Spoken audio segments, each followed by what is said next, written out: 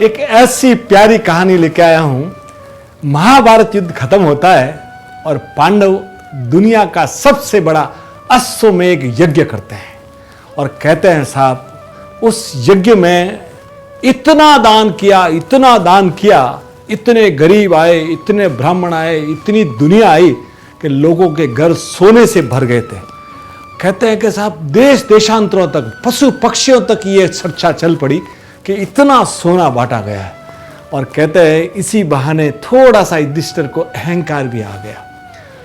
ये बात जब एक नेवले को मालूम पड़ी कि इतना शानदार यज्ञ हो रहा है, उस नेवले का क्या हुआ था कि एक बार उसने एक जगह जूठन खाया तो वो जूठन के कारण उसका आधा शरीर सोने का हो गया था।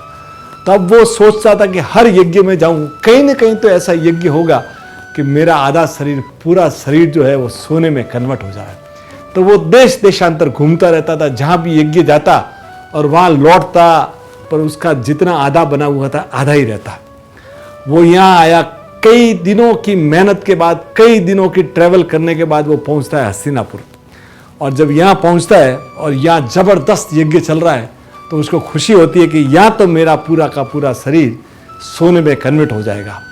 अब वो यज्ञ में घूम रहा है इधर उधर, पर वो जो उछल कूद करता है तो लोगों की नज़र उसके ऊपर जाती है और फिर वो एक जगह खड़ा होकर सिर पीटने लगता है।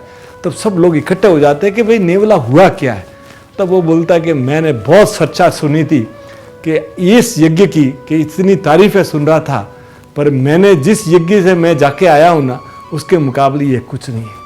तो बोलते कौन सा यज्ञ है? तब वो बताता है कि इसी कुरुक्षेत्र में एक ब्राह्मण परिवार रहता था। ब्राह्मण की पत्नी, उसका बेटा और उसकी बेटी। और कई साल पहले की बात है, जब कई साल तक मेघ बारिश नहीं हुई और अकाल पड़ा तो उनको खाने को भी कुछ नहीं था और कई दिनों से वो उपवास में थे, भूखे थे। और थोड़े दिनों बाद उनको बाजरा मिला तो बाजरे से उन्होंने 4 रोटियां बनाई और चारों रोटी एक चारों परिवार के सदस्य जब खाने बैठे, इतने में क्या वो एक अतिथि आया। तो ब्राह्मण ने अतिथि देवो भव अंदर बुलाया और पहले अपनी रोटी दी। तो वो अतिथि बोला कि मैं तो कई महीने से भूखा हूँ, मेरी उल्टी भूख निकल गई है, मुझे एक रोटी से काम नहीं चलेगा। तो ब्राह्मण की पत्नी ने भी दे दिया, तीसरी बार उसके लड़के ने भी दे दिया और चौथी जो बची खुची थी वो ब्राह्मण के पुत्र वधू ने भी दे दिया।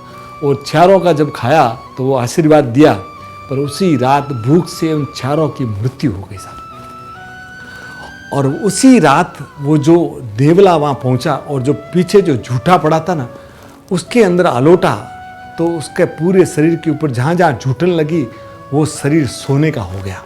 तब भगवान ने, तब उसने सोचा कि ये कैसा दान है कि इसके कारण मेरा शरीर सोने का हो गया, तो इसीलिए मैं इधर आया था। और जब ये बात युधिष्ठिर तक पहुंची ना, तब वो समझ गया कि भाई मुझे मेरे अहंकार के कारण इसका शरीर सुन। तो जीवन में साहब कभी भी कितना भी बड़ा दान करें, पर जहाँ अगर आपको लगता है कि आप बहुत अहंकार में आ गए ना, तो आप भगवान जो है ना वो देखते हैं दिल, भावना। भले आप छोटा दान करो, पर अगर भावना अगर आपकी ऊंची है ना, तो वो वहाँ तक, वहाँ सोने चांदी के सिक्के नहीं चलते, वहाँ चलता है साहब सिर्फ एक ही, और वो है भावना।